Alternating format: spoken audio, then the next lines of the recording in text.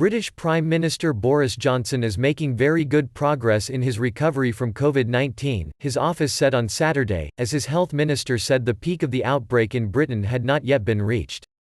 The death toll in British hospitals from the virus has reached almost 9,000, with 980 more deaths reported on Friday. That figure exceeded the deadliest day so far in Italy, which has been the country with the most fatalities so far. Among those who have been infected is Prime Minister Boris Johnson, who is in the early stages of recovery on a hospital ward after spending 3 nights in intensive care. The Prime Minister continues to make very good progress, a Downing Street spokesman said.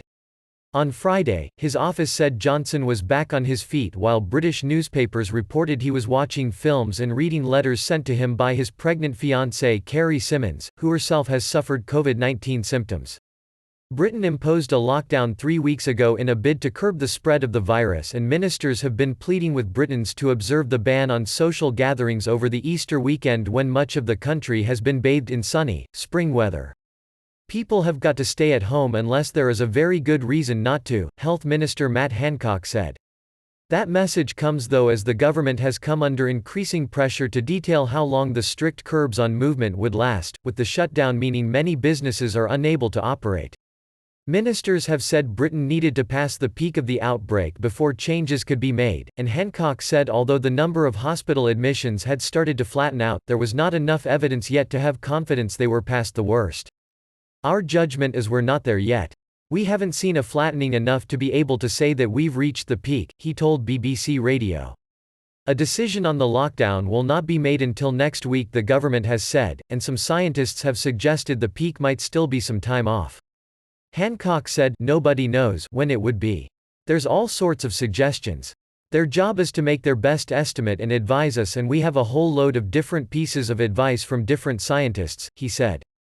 The death rate is also expected to increase over the next few days, health officials have cautioned, but they say they are hopeful that the lockdown will mean that the overall number of deaths will be below 20,000.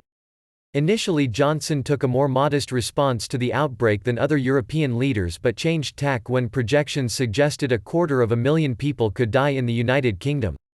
The government has come under fire for its initial response and a lack of preparedness, and there was criticism on Saturday from doctors and nurses who said they were having to treat patients without proper personal protective equipment (PPE) such as masks and gloves.